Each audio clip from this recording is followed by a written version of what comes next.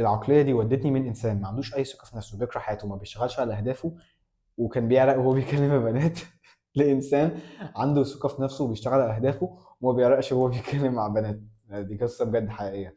فهو ايه العقليه دي؟ اللي انت تاخد كامل المسؤوليه على حياتك، كامل المسؤوليه، فرحتك، جسمك، صحتك، كل حاجه تاخد المسؤوليه، ما ترميش اي حاجه على حد. عشان الناس بتعمل حاجتين، يا اما بترمي على الناس التانيه، يا اما بترمي على ربنا. ده قدر ربنا، قدر ربنا، انا خلاص كل حد ليه قدر وما ينفعش يتغير. لا انت مثلا تخين، لا انت ده مش قدرك يعني، تمام؟ انت ممكن انت بس كلت كتير شويه، يعني حط خلاص المعلقه ما تاكلش شويه وبعدين هتخس وتحرك شويه. ده مش قدر. انا مش ما وصلتش لاهدافي. طب ده مش قدرك، ده انت بس ما بتعملش اي حاجه، ما بتشتغلش على نفسك. انت لو 100% بتشتغل كل يوم على نفسك هتقرب وهتحس انت بتعمل بروجرس.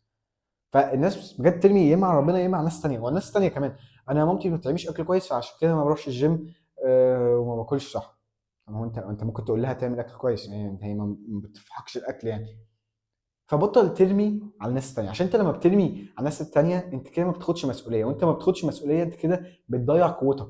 يعني تخيل لو انا قلت خلاص انا ما عنديش قوة، الناس التانية هي اللي تتحكم في حياتي، انا خلاص كده اقدر اعمل ايه؟ كده ما اقدرش اتحكم في حياتي، كده ما عنديش القوة، كده ما اقدرش اغير من حياتي. وانت لو عايزني اساعدك 1 on 1 ازاي تسترجع التحكم في حياتك وتشتغل على نفسك، يبقى عندك ثقة في نفسك، تشتغل على اهدافك حتى لو انت بيزي جدا.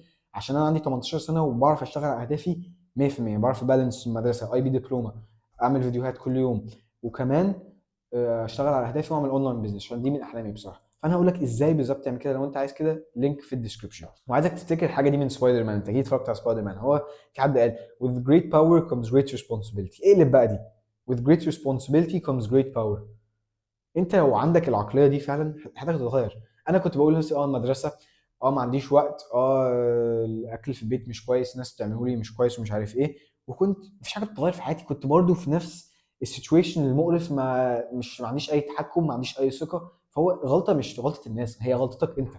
فانت لو بجد قلت لنفسك انا غلطتي انا، هتعرف تغير من حياتك. وانا عايزك تقرا الكتاب ده، اسمه Subtle Art of Not Giving an F. هو مش فيهوش شتايم وحشه ولا اي حاجه، بس هو كتاب غير حياتي فعلا. فانت لو عايز تقراه هو يقول لك العقليه دي جايه منين. لان انت لما بترمي على الناس الثانيه انت دلوقتي ما عندكش اي تحكم، ولما بترمي على نفسك انت دلوقتي عندك التحكم. فعايزك دلوقتي بقى يبقى عندك مايند سيت شيفت، تمام؟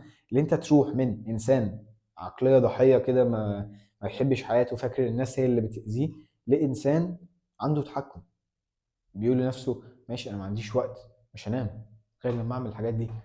طب انا مثلا كل الاكل اللي قدامي مش كويس، مش هاكل كويس، مش هاكل الاكل الوحش ده.